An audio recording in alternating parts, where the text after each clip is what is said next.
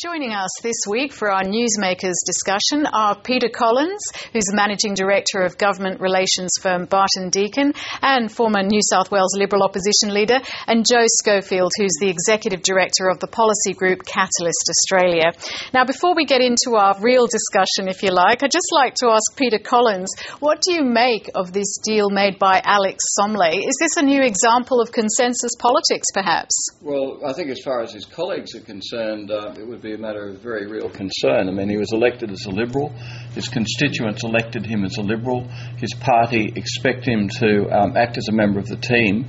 And I think that everybody is somewhat stunned by what appears to be a consideration of a deal on the deputy speakership. Do you think he's thinking twice about this? I'm just wondering why he hasn't publicly come out and said anything. It's very unusual. I find the speculation strange. I mean, obviously there's some substance to the fact there have been discussions along those lines, and I think he's really got to clarify his position very quickly, because his colleagues would be expecting him to be part of the team. If this happened, if the reverse happened, if you had a member of the Gillard government doing a deal with the coalition, I would think that people would be equally perplexed, and that side would be equally angry. Okay, many thanks for that one. I'm going to move on to the Commonwealth Games. As we know, several athletes have pulled out. There are security concerns and many venues don't appear to be up to scratch. Let's first hear from a selection of people on the story that's really dominated the headlines this week.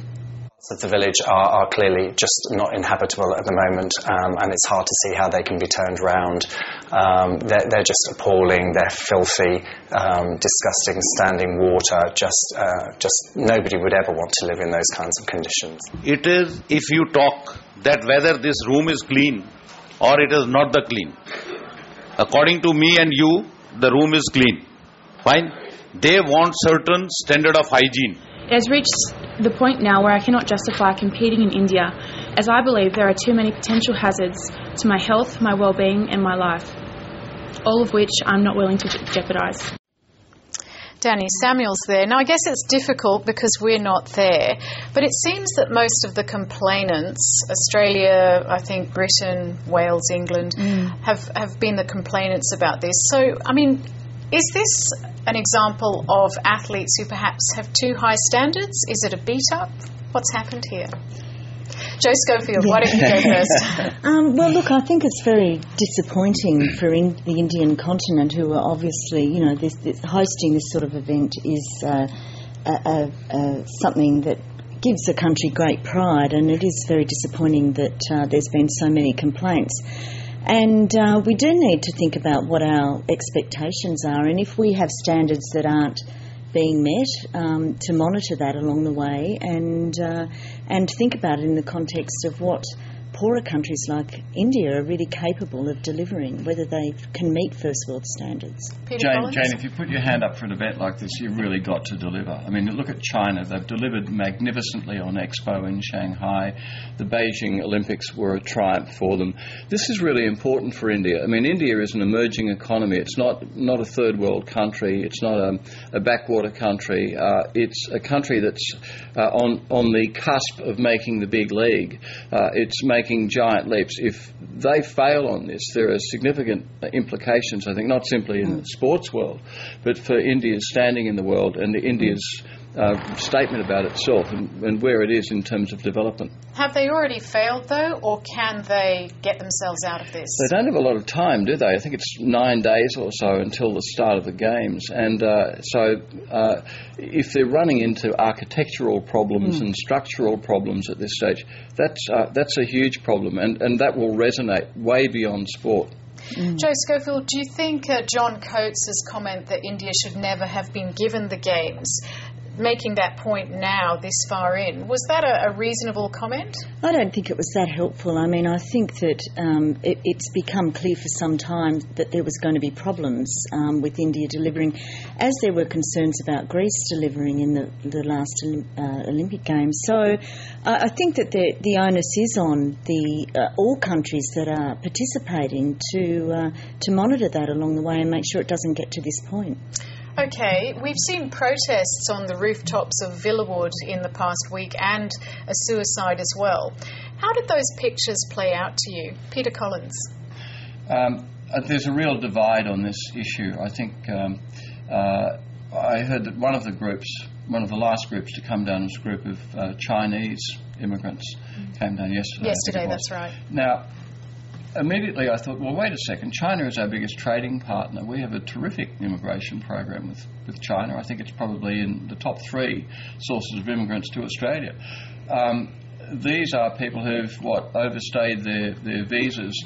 I think the pictures, of course, initially are of interest and concern, but when you drill down and think, well, are these people who've circumvented the normal way of coming to this country, it's not going to resonate well with ordinary Australians. So I think we see about 70% of Australians saying, well, go through the processes. Jo Schofield?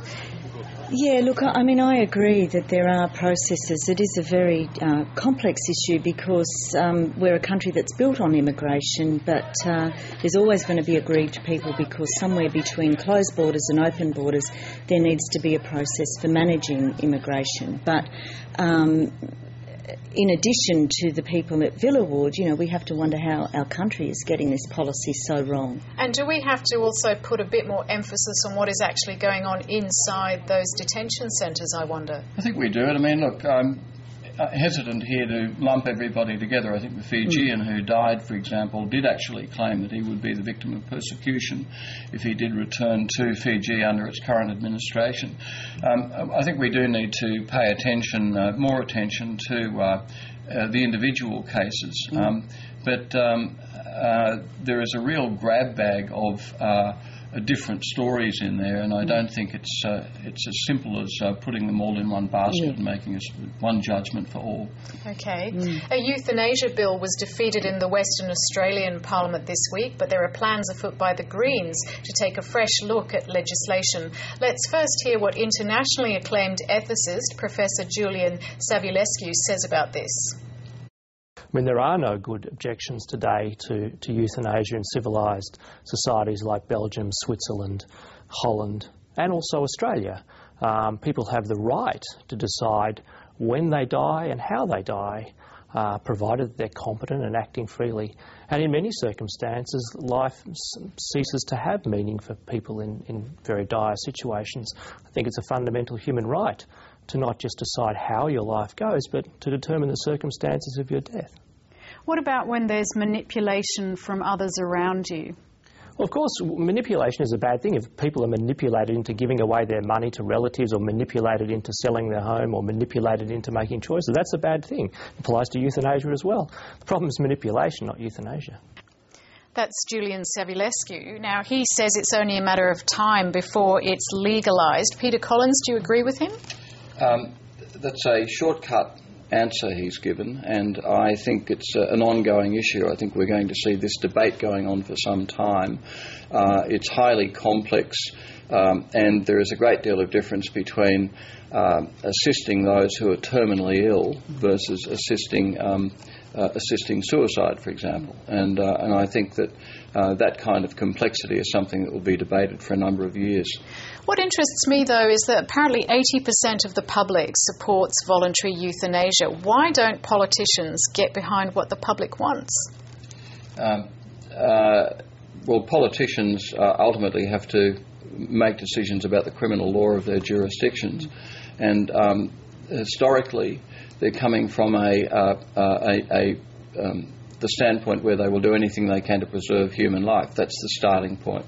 But I think that the complexity of it, the terror of terminal illness and the suffering that's involved in that's something that really needs to be debated extensively in our parliaments. Jo Schofield, have we debated this question enough? No, I think that it is time for us to have that debate, and with so many people supporting euthanasia, then it is a good time to sort of talk through some of the complexities around the issues, such as Peter's raised. But I mean, as well as that, people can already refuse treatment now and hasten their own death. So, there's a lot of inconsistency with how terminal illness is managed at the moment. Can you see any hidden dangers in legalisation? Look, if you if you jump at it too quickly, and maybe this goes back to your question about politicians and their response so far, if you jump at it too quickly and say, yes, any sort of assisted euthanasia is okay, including assisting suicide if somebody decides to opt out through suicide, I can see real dangers in that. But where you're talking about a terminal illness, I think that the way our hospitals work at the moment, our medical profession works at the moment, is palliative care does all that it can to assist a dignified death. The question is where the cut-off point is for palliative care and where the entry point is for euthanasia. But for those who do want to take their own lives, they have to travel overseas, and that's a huge burden and something no one would really want at that stage of their illness or their life. Well, I mean, I think there's a whole lot of ethical issues that we need to work through here. If we are going to debate these issues, it's a good time to bring them to the fore. And one of them is, the medical profession itself and how it wants to deal with these sorts of issues. If I just again give you this example, it's an extreme example, but let's say somebody had a wrong diagnosis. Let's say somebody was told they had a terminal illness and it was a wrong diagnosis, but they took the diagnosis as reason for them to end their lives, and somebody assisted in that. That's an extreme example of the kind of complication that could arise. And, of course, there are wrong diagnoses from time to time. Okay, well, I'm sure this is a debate that we're going to hear a lot about in the coming weeks and months, as it seems to be really moving around the country at the moment. But Peter Collins, thank you so much for coming in. Jo Schofield, a pleasure to see you today. Thanks, Jane.